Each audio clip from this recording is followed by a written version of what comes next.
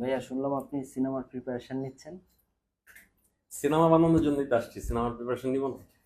মানে প্রস্তুতি জায়গাটা কোথায় আছে? ইদানিং আপনার মানে সবকিছুতে একটু ফিল্মি ফিল্মি ব্যাপারটা বেশি বুঝতে পারতেছি। তো মনে হচ্ছে যে মনে হয় সিনেমাটা বানিয়ে ফেলবেন খুব শীঘ্রই। খুব শীঘ্রই কিনা জানি না, তবে আমি প্রতিনিয়ত সিনেমার প্রিপারেশন নিচ্ছি। এবং প্রত্যেকটা মানে ওটিটির জন্য এখন কাজ করতে গেলে প্রত্যেকটা কাজ করি, আর বিভিন্ন ধরনের ভুল ত্রুটি আমার চোখে পড়ে। তো এই এগুলো নিয়ে কাজ করতেছি আর কি। মানে সিনেমা এখন আমাদের দেশে অনেক ভালো সিনেমা হচ্ছে।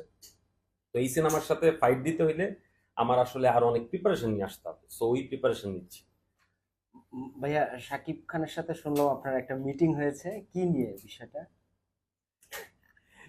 আপনি মিটিং বলতে মিটিং না, এটা জাস্ট একটা সাকিব ভাইয়ের সাথে হাই হ্যালো হইলো, পরিচয় হইলো, দ্যাটস ইট। মানে কোনো অফিসিয়াল কোনো মিটিং না, এটা জাস্ট পরিচয় হওয়া আর কি, একটু আড্ডা হইলো। পরিচয় হওয়া মানেই তো মানে কিছু একটা হওয়া, তো ওই সম্ভাবনাটা কি আপনার কাছে কি মনে হয়? এবং আমাদের জাস্ট একটা, আপনার আলাপের বিষয়বস্তুটা কি ছিল আপনাদের? আমাদের আড্ডা হইছে একটা, এবং সিনেমা নিয়েই আড্ডা হইছে, এর চেয়ে বেশি কিছু না। আর আমি তো যেহেতু প্রিপারেশন নিচ্ছি, আমার প্রিপারেশন কমপ্লিট হোক, তারপর আমি অ্যানাউন্স করবো যদি আমি কিছু করি। প্রথমবার তো তার সাথে আপনার দেখা হলো, আপনি প্রথম দেখায় ওই আমাদের সুপারস্টার মেগাস্টার হুম। তাকে কেমন দেখেছেন? সাকিব ভাইকে আমার অনেক স্মার্ট মনে হয়েছে, রিয়েলিস্টিক মনে হয়েছে, কারণ তাকে তো সবসময় আহ, সিনেমায় দেখছি। তো সিনেমায় দেখলে তো এক ধরনের লেয়ার থাকে সামনে। বাস্তবে যখন তার সাথে আমি আড্ডা দিলাম, তখন মনে হলো যে আরে সে তো আমাদের মতো।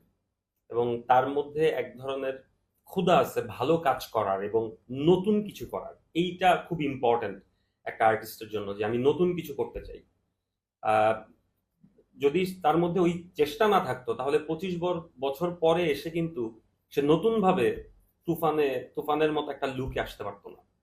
তো তার মধ্যে ওই চেষ্টাটা আছে যে আমি নতুন কিছু করতে চাই। তো আমার খুব ভালো লাগছে তার সাথে আড্ডা দিয়ে।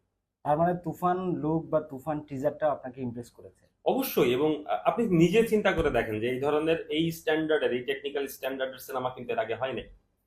তো এই স্ট্যান্ডার্ডের সিনেমা আজকে হয়েছে, তার মানে এর চেয়ে ভালো সিনেমা এরপর আরেকজন বানানোর চেষ্টা করবে, তার মানে আমাদের স্ট্যান্ডার্ডটা আপ হচ্ছে। তো সেই জায়গা থেকে রাফি এবং সাকিব ভাই এবং আলফাই, চরকি বা 22BF, সবাইকে আসলে আমার পক্ষ থেকে বেস্ট উইশেস। যে আমি চাই এই সিনেমাটা ভালো করুক এবং আমাদের দেশের সিনেমার স্ট্যান্ডার্ডটা আরো অনেক আপ হোক। থ্যাংক ইউ ভাইয়া, আমরাও চাই আপনি খুব শীঘ্রই মুভি করেন। ইনশাল্লাহ। Thank you.